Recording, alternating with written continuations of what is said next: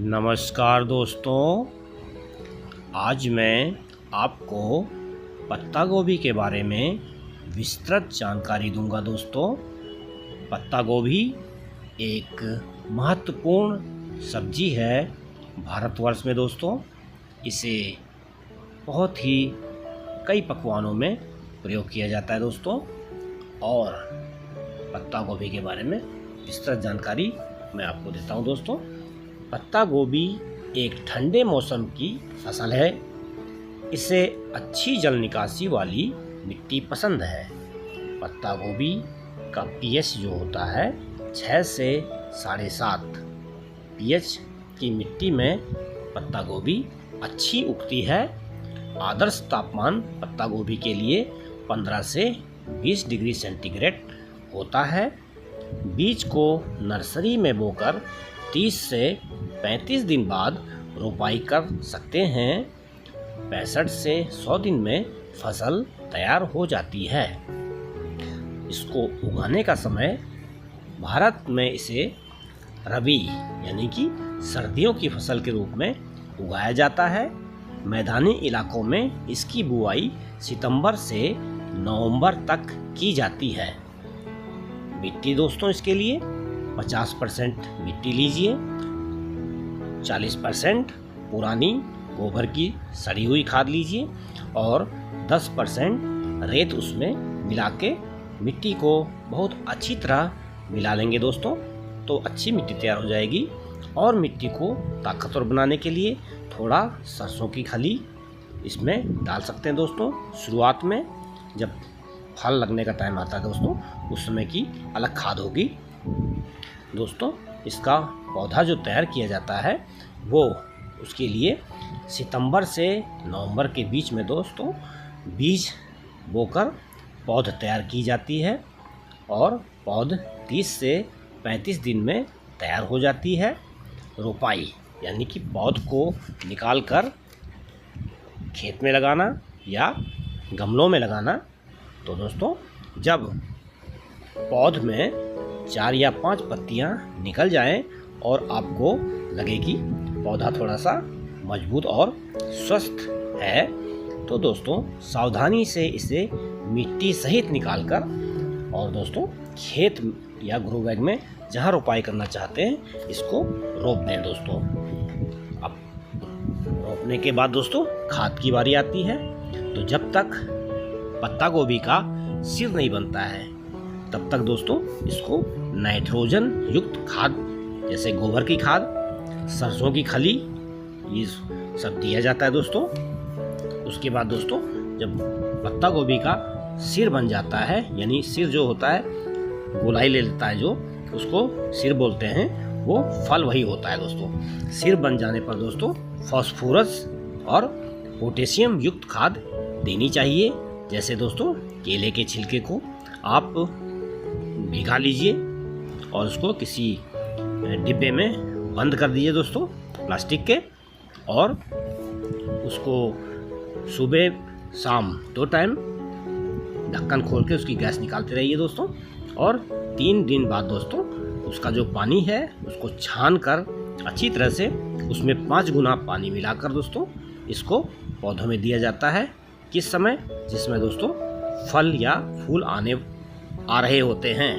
तो दोस्तों इसके अलावा किचन कंपोस्ट और वर्मी कंपोस्ट भी दे सकते हैं। दोस्तों, सिर बनने के बाद अगर ज़्यादा नाइट्रोजन की खाद दे दी जाएगी तो उसका सिर दोस्तों फट जाता है, यानी गोभी का जो गोल हिस्सा बनता है वो फटने लगता है। अधिकतर देखा गया है, देखते हैं लोग कि उसका गोभी फट जा रही है, तो वो नाइट्रोजन जब उसको नहीं चाहिए होती है उस समय नाइट्रोजन देने से दोस्तों ये फट जाती है। पानी दोस्तों इसमें हमेशा जब फल आ जाता है तो उसमें नमी बनाए रखने की ज़रूरत होती है। हमेशा ही नमी होनी चाहिए दोस्तों, इसलिए आवश्यकतानुसार पानी देते रहना चाहिए। दोस्तों, गुड़ाई जो है इसकी नियमित करनी चाहिए। खरपतवार को हटा देना चाहिए जो भी लगते हैं दोस्तों उसमें, नहीं तो पूरी एनर्जी खरपतवार खींच लेते हैं और पत्ता गोभी को एनर्जी कम मिलती है। दोस्तों, फसल तैयार होने का जो समय होता है वो है सितंबर में। जैसे सितंबर से नवंबर तक आपको लगाना होता है। अगर आपने सितंबर में ही स्टार्ट कर दिया लगाना दोस्तों, तो उसका जो बीज बोया जाएगा सितंबर में दोस्तों, अक्टूबर में उसका पौधा तैयार हो जाएगा और फसल जो है जनवरी में तैयार होना शुरू हो जाती है दोस्तों। उसी क्रम में अगर दोस्तों आप अक्टूबर में अगर शुरुआत करेंगे बीज बोने की दोस्तों, तो फरवरी में तो उसके जो है फरवरी में फसल, और नवंबर में अगर आप बीज बोएंगे दोस्तों, तो उसकी जो फसल होगी वो मार्च में तैयार हो जाएगी दोस्तों। तो दोस्तों पत्ता गोभी जो होती है वो तैयार कैसे हो गई है, तैयार हो गई कि नहीं, इसकी पहचान के लिए क्या करते हैं, जब पत्ता गोभी बड़ी हो जाती है और उस पर चुटकी मारी जाती है दोस्तों, तो टक टक की आवाज़ आने लगती है, तो समझ लेना चाहिए कि पत्ता गोभी बिल्कुल तैयार है, अब इसको तोड़ लिया जाना चाहिए। तो दोस्तों जब गोभी का सिर सख्त हो जाए तो उसे जड़ के पास से काट लेना चाहिए दोस्तों। उसके बाद दोस्तों पत्ता गोभी बिल्कुल तैयार है। आप अब इसके बाद दोस्तों इसकी सब्जी बनती है, और तो जब हम इसे खाएंगे तो हमें ये भी पता होना चाहिए दोस्तों कि इसमें कितने पकवान पाए जाते हैं। तो पत्ता गोभी में दोस्तों विटामिन मिलती है, विटामिन के मिलती है, हड्डियों व रक्त के थक्के के लिए फायदेमंद है, और सी मिलती है विटामिन दोस्तों, रोग प्रतिरोधक क्षमता व त्वचा के लिए है। और दोस्तों इसमें B6 और B9 भी मिलती है विटामिन। खनिज मिलते हैं दोस्तों इसमें, खनिज जैसे पोटेशियम, कैल्शियम, मैग्नीशियम, आयरन और फास्फोरस जैसे आवश्यक खनिज इसमें दोस्तों पाए जाते हैं। इसमें फाइबर भी पाया जाता है। उच्च मात्रा में फाइबर पाए जाने के कारण पाचन तंत्र मजबूत रखने व मल त्याग क्रिया बेहतर बनाने में ये सहायक है।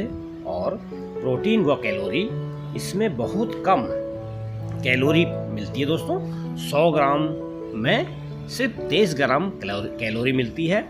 यह कम वसा वाली सब्जी है, इसमें मोटापे नहीं आता है, कम वसा होती है।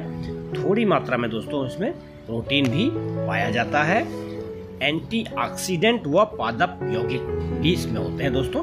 पत्ता गोभी में दोस्तों ग्लूकोसिनोलेट्स और सल्फोराफेन, एंथोसाइनिन और कैम्फेरोल जैसे यौगिक होते हैं जो सूजन कम करते हैं और कैंसर के खतरे को कम कर सकते हैं।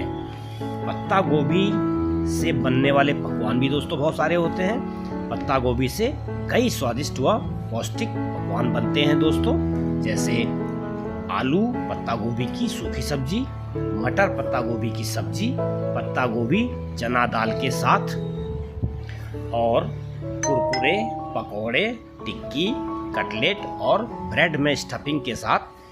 कटलेट जो होते हैं दोस्तों उबले आलू क्रश करके, पत्ता गोभी क्रश करके, बेसन व मसाला मिलाकर बनाए जाते हैं। मंचूरियन भी बनता है दोस्तों। पत्ता गोभी, गाजर, हरा प्याज, फूल गोभी क्रश कर उसकी बॉल बना के मंचूरियन बनाया जाता है दोस्तों।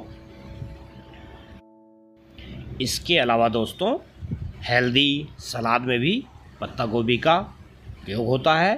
पत्ता गोभी के दोस्तों पराठे भी बनते हैं। मोमोज में दोस्तों पत्ता गोभी का प्रयोग होता है।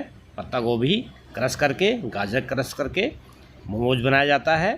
राइस, फ्राइड राइस जो होता है उसमें भी पत्ता गोभी का यूज़ होता है। एक दक्षिण भारतीय व्यंजन होता है, उसका नाम थोरन होता है, उसमें भी दोस्तों इसका प्रयोग किया जाता है।